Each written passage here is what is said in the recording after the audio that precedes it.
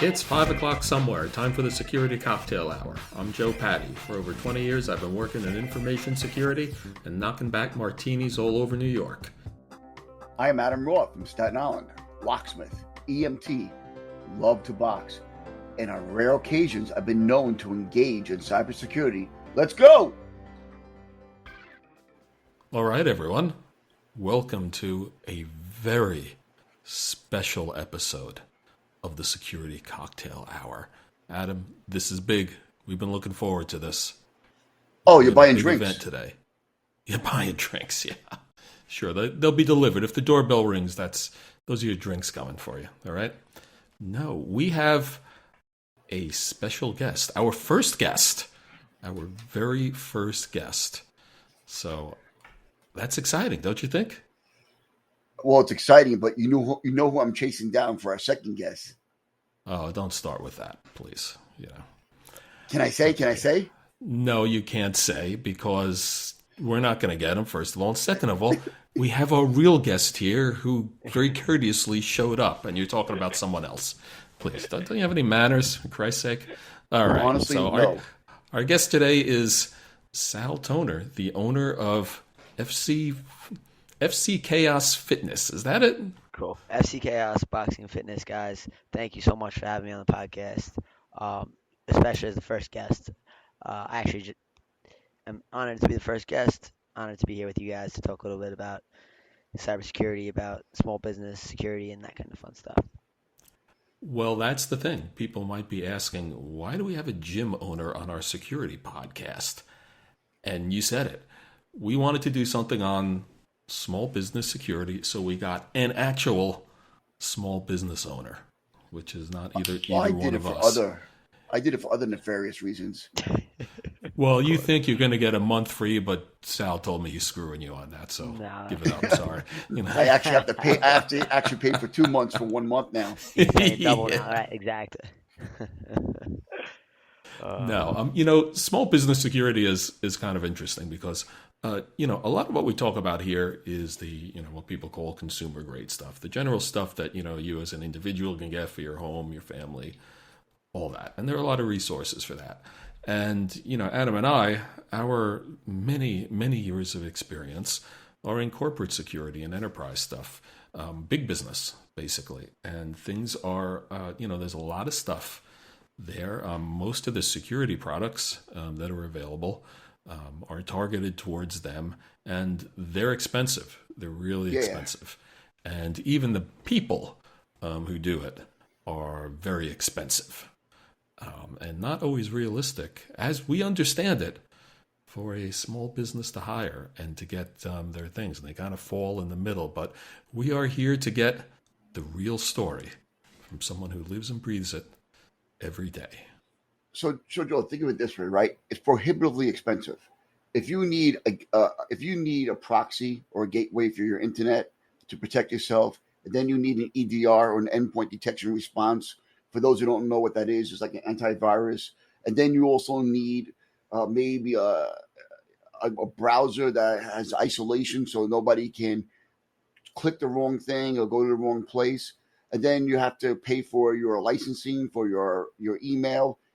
It's really hard for a small business to really pay to protect themselves. And they end up with shrink wrap, off-the-shelf antivirus. Well, also, those are all things that we worry about in the enterprise space and, for the big corporations. But how important is that to a totally different kind of business?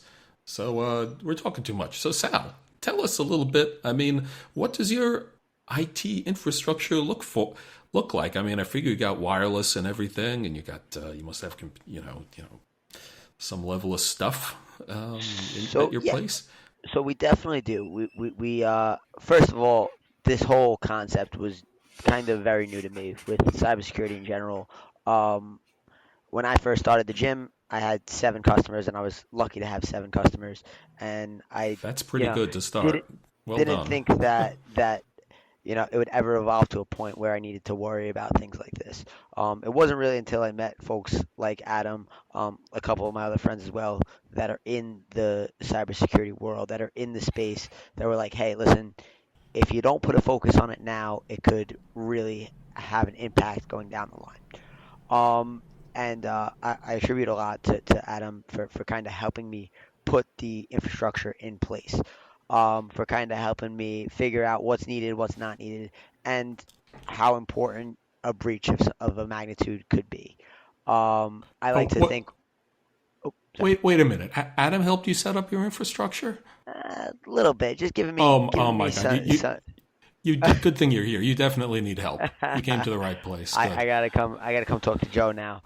Um, but just to kind of give you kind of an idea of the importance of this. So when I first started out, I actually ran a illegal training business out of a big box gym, and that big box gym, I'll remain them nameless. I don't even think they're around anymore, but they would have a huge issue with credit card processing, where the amount of people that would come in and say, "Hey, after my charge got processed, all of my identity was stolen, my credit card was stolen, my information. There was $1,000 charge on my, and this was a recurring thing that happened at this business.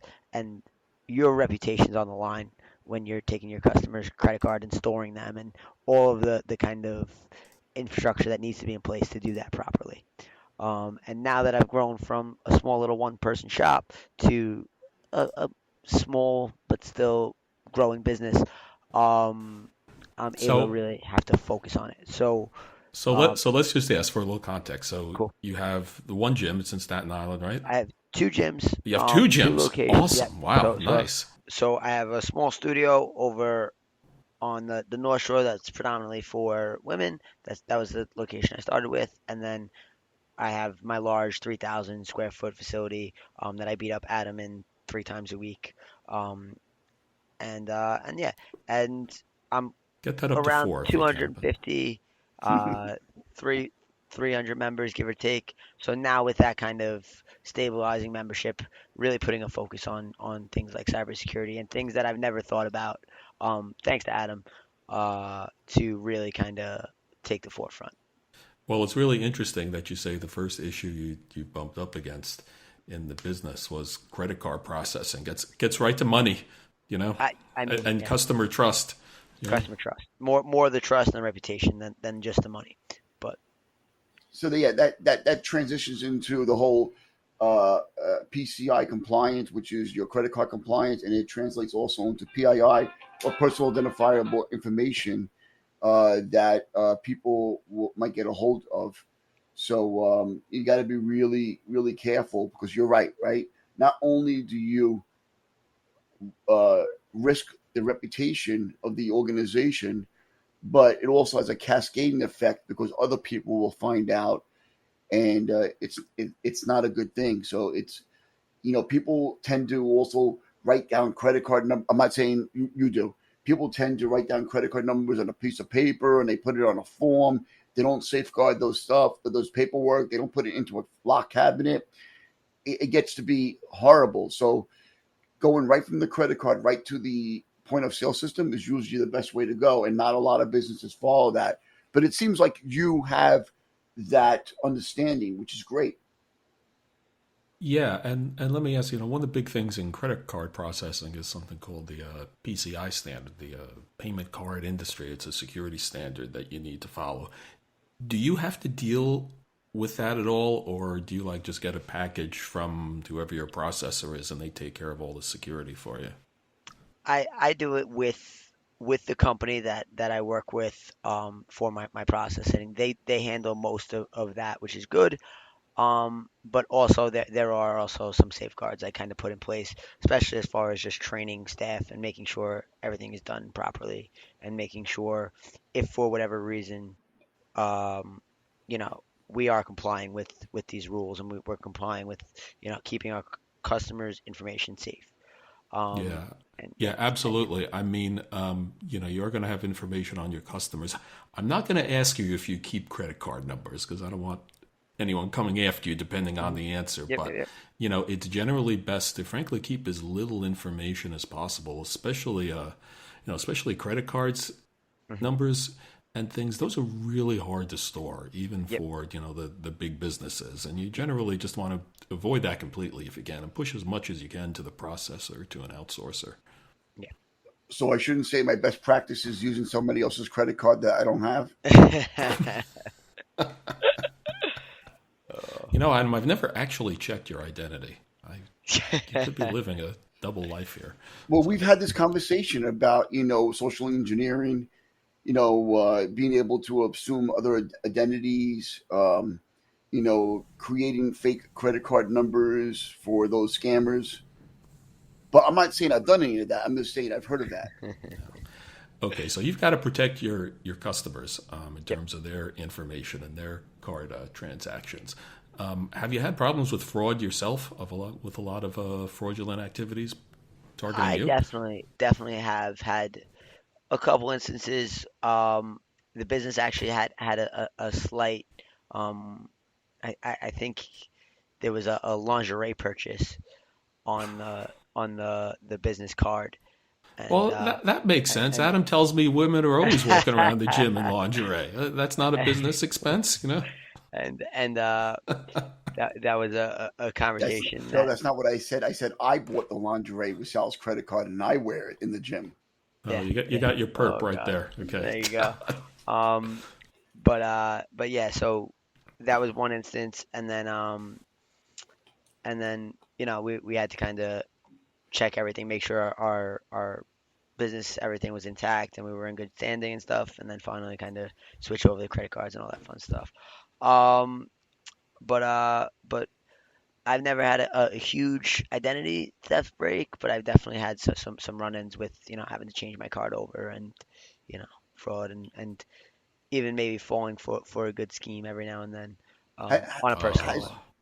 I mean, I'm not obviously asking when, where, why, but have some of your has at least one person presented a credit card that was not of their own, and if so, do you have steps or methods to validate those people? So yes, so no, that has never happened to my knowledge. And probably just it's probably just bound to happen at a certain point. Um, but what's really kind of difficult is with my point of sale system is you could sign up from home. You could sign up really with no Validation. validation. Like if you're in front of me and you hand me Jim Smith's card and your name is John, I know that something's going on. But if you sign up online, there's really very little we can do there. Yeah, and Um, that's not really an issue of you personally or your organization. That's a general issue that a lot of people run into. The more complicated payment gateways will look for ways of validating and checking to see whether or not information does match. I've had purchases I've done online where my name is Adam and my middle initial is S, and I didn't use my middle initial, and it would not process the payment through the gateway. So it really depends on the level of payment gateways, who you're using, and sometimes it can be cumbersome. So it's hard, like a small business like you, to do that. I'm sorry, Joe. Go yeah, ahead. yeah. I've heard that like Visa, Mastercard, whatever you call them, that they collectively the card companies, that they are not always loved by the merchants because they will push a lot of stuff down to them. But I've got to think, and please, let me know. It's like you say, you have some ability to detect things or whatever. But I've got to think that if you're accepting the cards, if you're doing things, I mean, what I would look for, in the big business and tell them, look, I'm following the best practices. This is what we recommend. This is what you offer. I mean, do they give you anything there, and do you get any protection in that regard, or you just kind of on your own? They make a decision and they decide if you're going to eat something or not. I mean, I would say kind of we're more on our own, and we don't really have that kind of negotiating power that some of the Yeah, bigger businesses yeah, might have figures. when they come to that table. Right. Um, but I mean, knock on wood that it hasn't been an issue just yet. Um, But yeah, I've definitely heard some horror stories from my clients of, scams that I heard one where a scammer fished for an email from a lawyer, and they sent him a wire for tens of thousands of dollars. Yeah, You know, we've seen great. that. We've seen that at levels of millions of dollars. Yeah. So So yeah, so oh my God, both Joe and I in our lives have seen things where employees have fallen for the gift card scam. Hey, we're doing a promotion. I need you to run out and buy 20 gift cards at $50 each. And meanwhile, some of these people have actually gone into like a CVS or a Rite Aid, and the people behind the counter are very aware. They're like, "Why are you buying 10 gift Yeah, they'll cards tell or you. 15?" They're like, "You shouldn't be doing that. Most likely, we're not going to stop you, but you're probably involved in a scam." Oh no, no, no! It was from my blah blah blah, and it was there from their email. But people don't realize not only does um, scams come from illegitimate email sources, they also come from legitimate because typically the human being uses the same password and username everywhere. So if one site gets compromised, people run scripts, and those scripts will log into every single merchandise account or email account, get access to that email account if there's not something called multi-factor authentication. And for those who don't know what multi-factor is not only are you providing a password, but you're providing usually a number or some kind of additional way of validating either a push app on your phone that says, "Did you really log in?" Yes. Or can you provide this text number? So it's hard for a business like yours to really accommodate that. Yeah, it's hard for every business too because Adam talked about the gift card scam. There's also something called BEC or business email compromise, which is a fancy term for just someone calls up and tries to trick someone else into sending money. And this happens in companies large and small, very large ones, and they'll target like the CFO of a company, the chief financial officer, and say, send to one of his subordinates, say, send a check to here or change this vendor's, account number.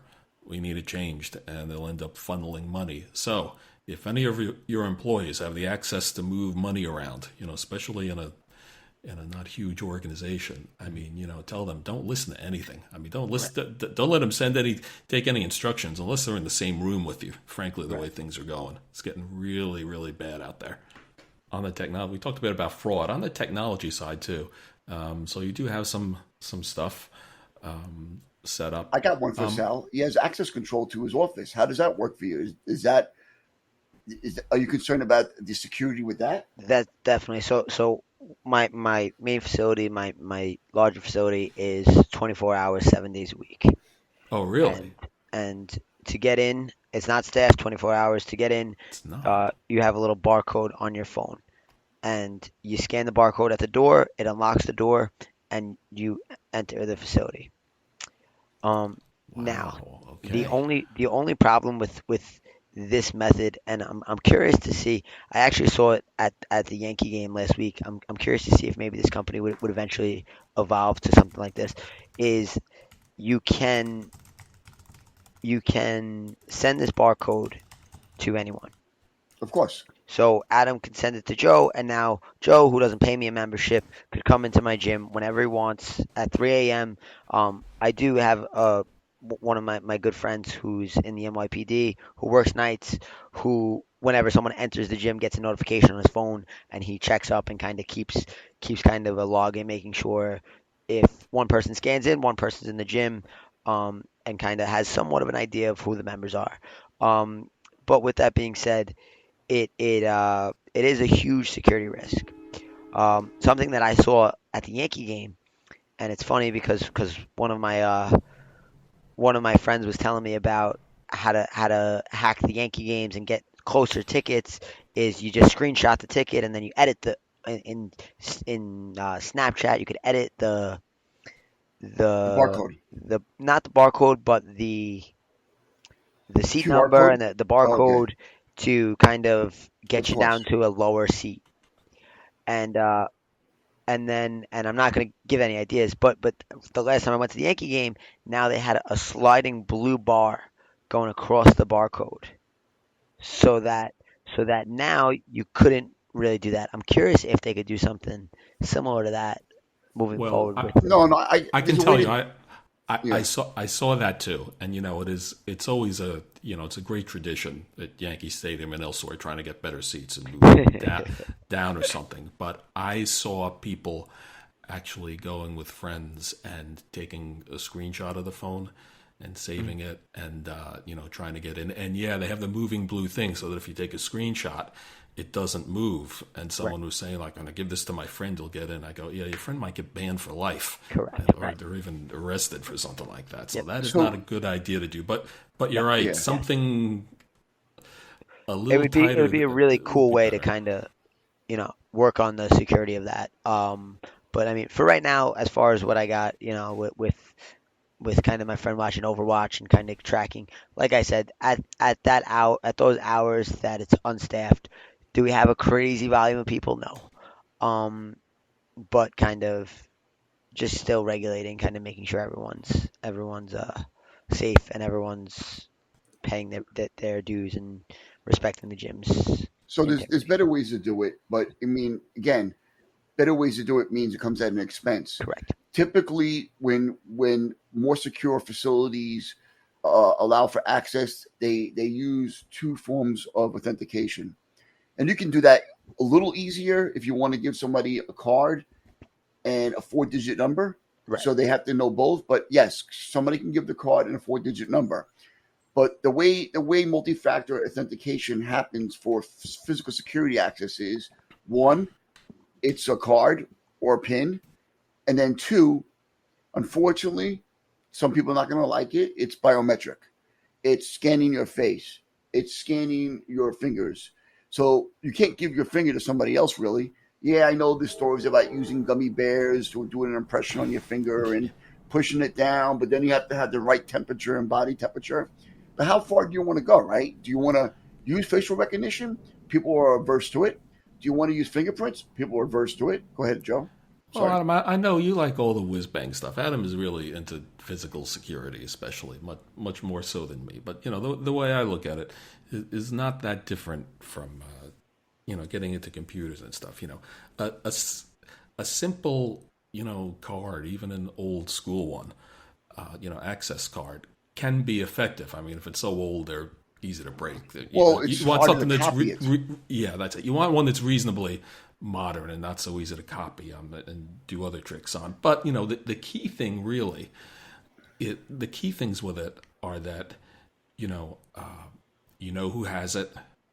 That when someone leaves or doesn't pay the bill or even causes some trouble, and you got to lock them out, that you can revoke it, even if you can't take it away from them. That you can say this card is dead, it can't be used, and that they can't be shared or duplicated. Those are the really important things because I mean it is I'm thinking your thread is that you have a physical space where it's not like people are going. I mean, there is the possibility of theft, but you don't have to worry that much about theft of service. It's more like someone is going to come in who shouldn't be coming in and make some kind of trouble. Yep. You, Well, you know, yeah, the difference is you're right, Joe. Right? If you have a barcode, anybody can copy a barcode and pass it around electronically. If you have an access card, you can't pass it around electronically. You have to pass it around physically, Hmm. and that causes an inconvenience. Then you have to give it to somebody. They have to give it back. They have to give it. So it actually kind of lightens it mitigates your vulnerability a little bit, a lot more than copying barcode. By the way, I'm the only one at the gym I think that has a physical card to access the gym. That is true. I made it myself. you made it yourself. Yeah, I Does it did. have did you put a little picture of a flower on it or something? Oh, I did. I put the logo of the gym and I put the barcode and I laminated it. And then these two women are like, "Where did you get a card from?" Starts trouble. It Wait, just starts trouble. Adam, wait a second. Okay, I got to call you out. You put the logo of the gym on. Does It it have the did. name of the gym? It does.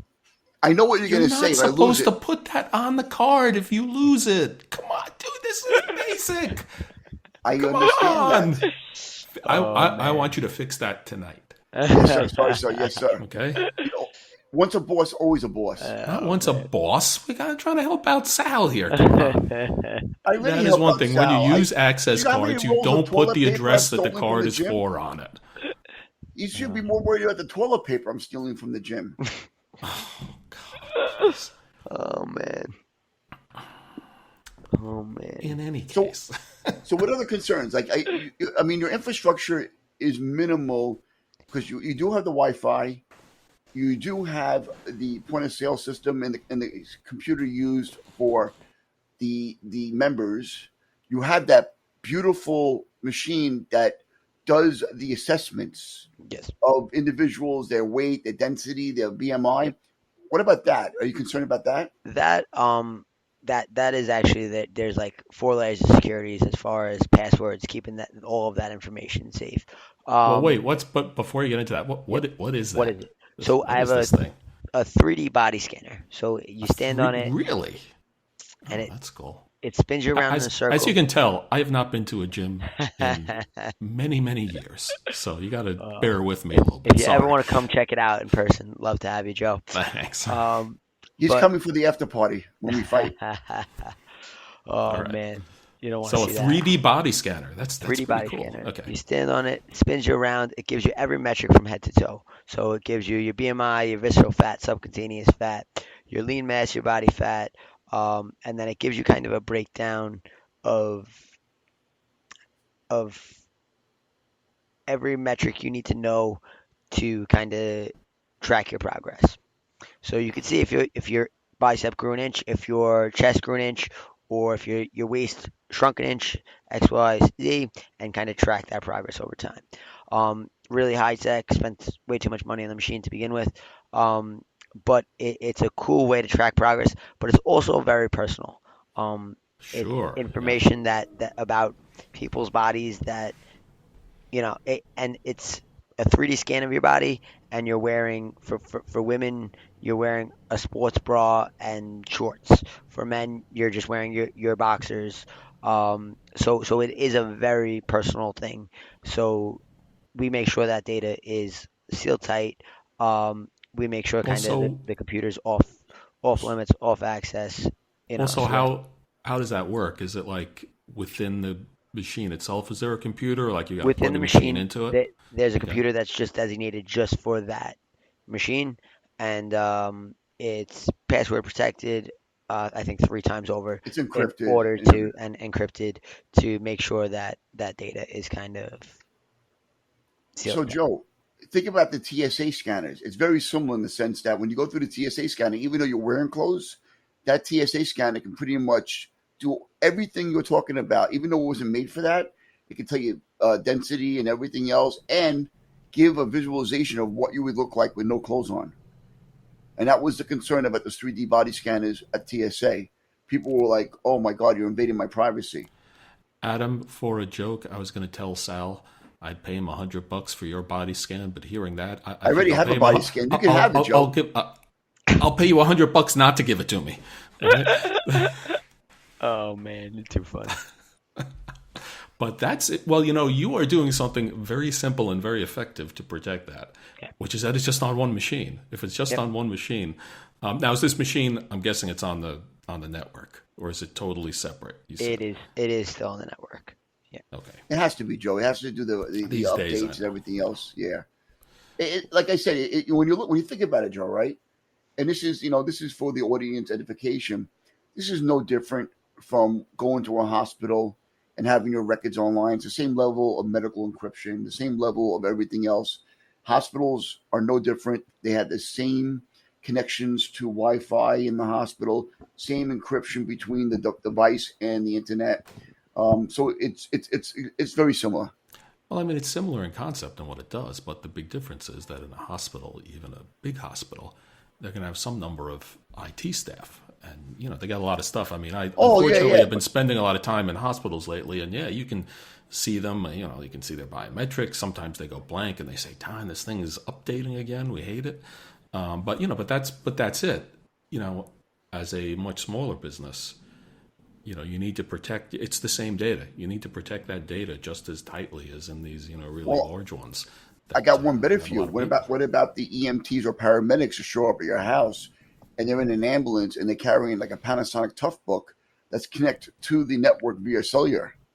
While it might be a private network with cellular, it's still the same level of communication. Now you have no infrastructure other than the cellular chip communicating back to the ISP via the carrier.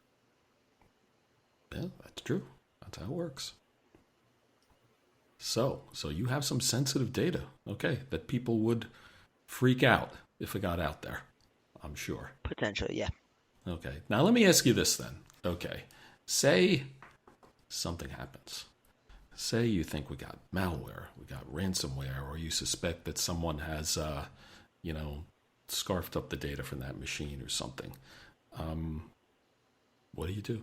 Who do you who do you call? What kind of resources do you have access to? Because I've heard that that's a very big challenge. Um, Adam, so so God so help you. yeah, no, No. I mean, I don't have a long list of people to call. That I have Mhm. a couple friends in the cybersecurity space, including Adam, that I would probably tap and just kind of, they're more local, you know, uh, local organizations. My friend Mike Bloomfield has this organization called Techie Geek. I would obviously tap on Adam, who's a savant of his own nature.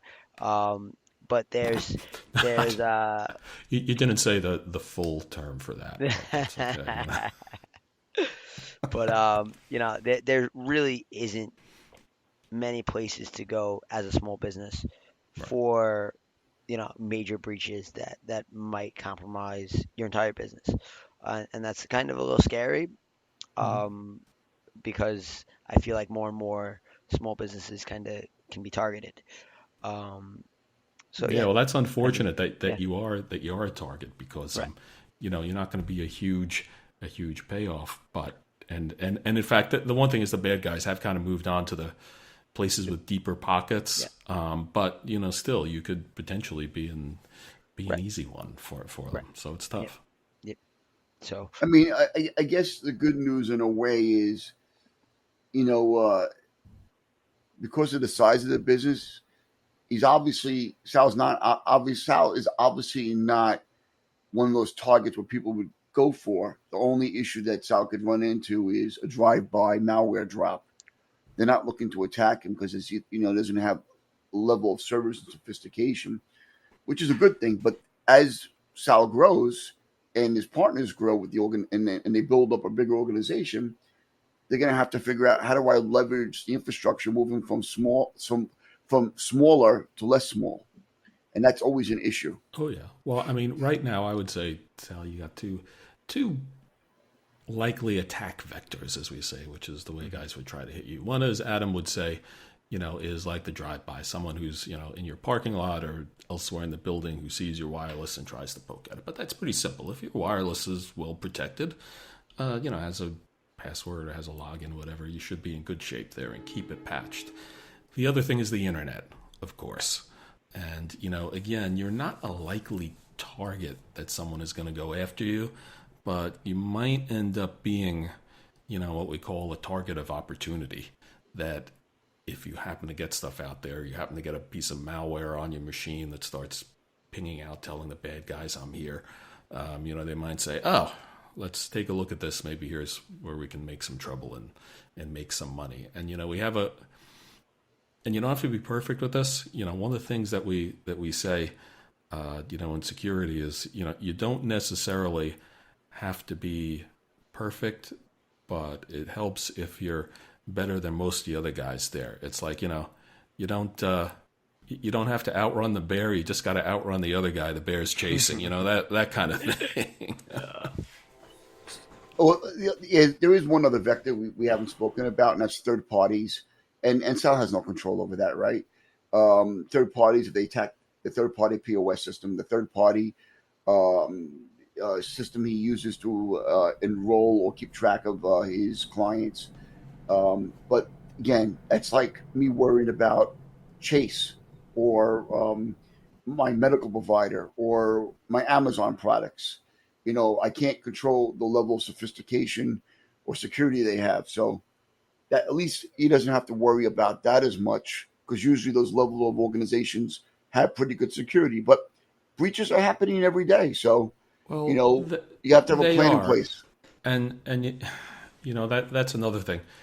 In the big companies, we have like vendor, we call it third party, It's a vendor response. management and stuff, where we look at all the suppliers, all the vendors, and we're constantly doing assessments and we do audits on them and all that stuff. You're not going to be doing that on the people you have, But I would suggest at least keeping an eye on them. If they do have a mailing list or a service where they do alerts, will tell you if something's going on. Make sure you're on that. Maybe follow them on Twitter if they have it, so that at least if they do get popped, if something does happen, at least and maybe you got to cut them off for a little bit, or at least call them up. Know to call them up and say, hey, What's going on?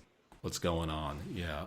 Hopefully, they're a reputable and good enough company that first of all they will detect a problem if it happens, and if so, they're going to disclose it, which they're supposed to. But a lot of it's beyond your control. But you just do what you reasonably can with Well, stuff.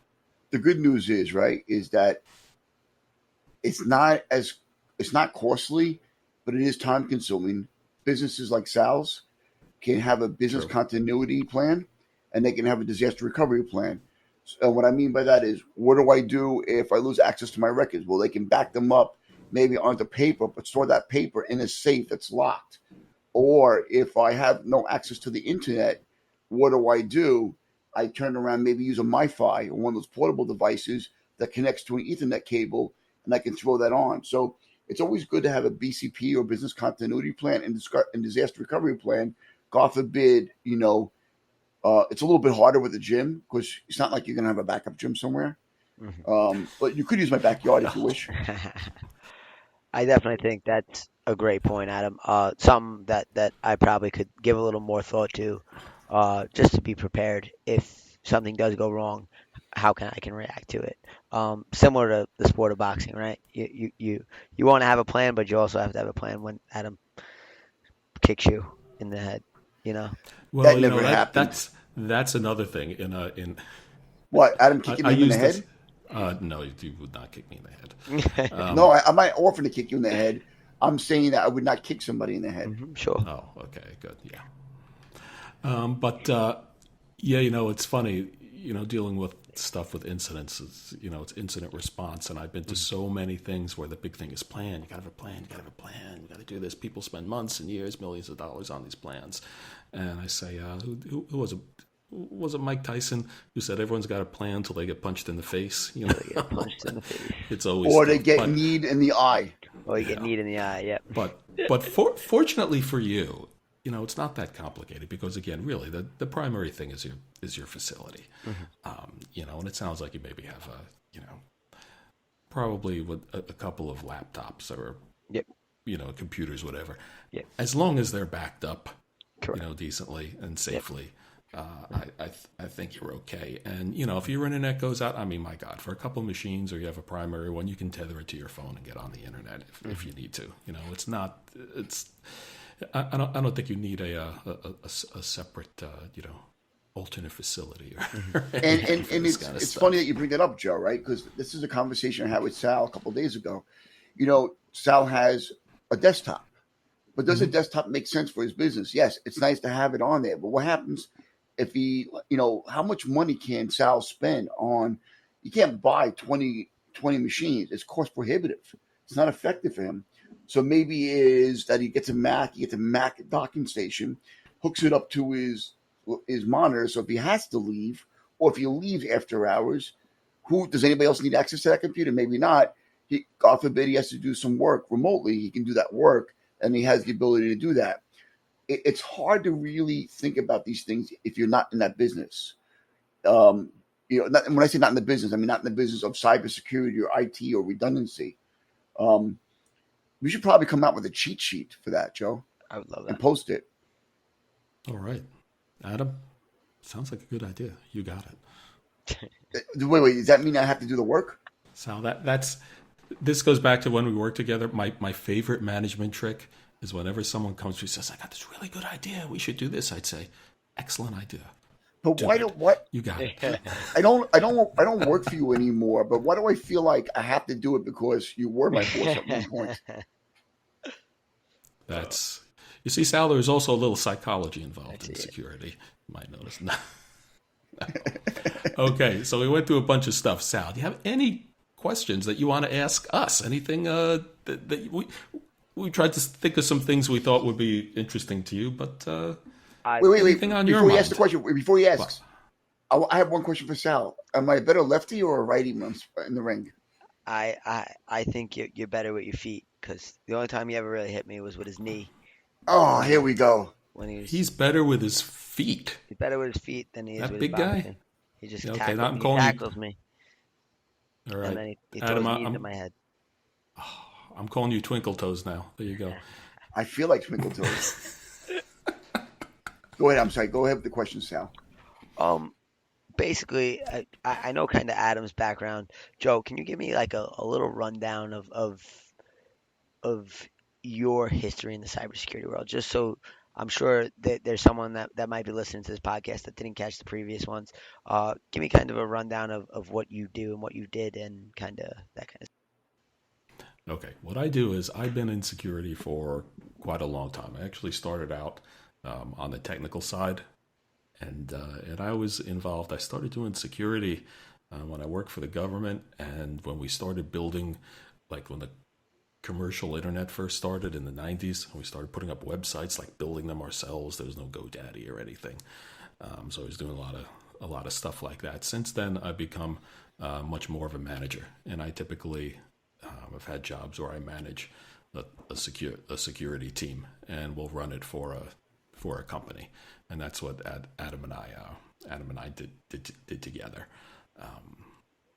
And I can tell you, it is some days I wish I was a trainer and was getting kicked in the head by guys like Adam. It would be less stressful and less painful to be doing that. Wow. It is not. A lot of the things we go over in the podcast, we say it is not an easy job. It is a very imperfect science, and there are a lot of really difficult situations and difficult decisions, and that's a lot of what we talk about here. Especially, we're trying to, I don't know, I guess for people who are interested or people just want to hear about how we've suffered over the years, I suppose that's entertaining. But yeah. no, that's what I do, and very much what we do in security is we solve problems. Really, you got a problem, you got a business problem, you got something you need to deal with. We help, we solve it, and that's what I cause it's problems about, and then I basically. solve the Well, yeah. problems. Besides fixing the stuff that Adam causes, we also solve problems. But yeah, that's what we do, and that's where I come from. Awesome. And Adam and I argue about whether Jersey or Staten Island is better too. We all know the answer to that. But anyway, Staten Island. Staten Island. Adam has actually gotten me to drive to Staten Island on occasion. Just drive through it or Which is very drive to impressive. it? Drive by it. Drive by to it. No, drive to it to meet him actually. Uh, And I have driven through it occasionally, but yeah. Adam, for the fans, can you give a quick little synopsis of your life in the IT world? Yes, sure. I've probably been in IT Security. for over 25 or more years. Started out more on the networking side as a network person. What I mean by network is setting up something called routers, switches, and firewalls. That allows the connectivity of the company to connect to the internet and other hosts on the network, and then slowly progressed more into management of those technologies, managing multiple teams, help desks, something called NetOps or the network operations, and a network operations center. And then finally, I moved into cybersecurity fully, where I met Joe, and my responsibility was more on the engineering side, working with different technologies to protect an international organization that was responsible for merger and acquisition data, among other things, some of the most sought out intellectual property in the world. Um, and it's a monumental task for me and my teammates working along with the management team to protect that data. So uh, I've had a very diverse career. And then just to add, I've also been involved in physical security. What I mean by that is working with organizations, especially large sporting events, to monitor the activities of those sporting events with cameras and access control and artificial intelligence, looking for threats in those sporting events. So yeah, pretty diverse. It's awesome. Cool. I've been known to get in the ring too. All right. Let's not get crazy now. I know I've heard a lot about the ring. We'll see. I don't know. Now, Sal, we're gonna have to talk separately and hear about what percentage of Adam's stories are real or not. I don't know. Unfortunately, I think more than it should be are real. All right. Joe, Okay. I'll tell you this. I've been known to dance in the ring when the music is on. When I mean dance, I'm not talking about like Muhammad Ali or any of those. I mean, I just mean literally dance. You mean like Fred Astaire? Like, probably. I'm not that skilled. You're not that I'm skilled? more like more like wannabe hip hop. That sounds about right. Figures.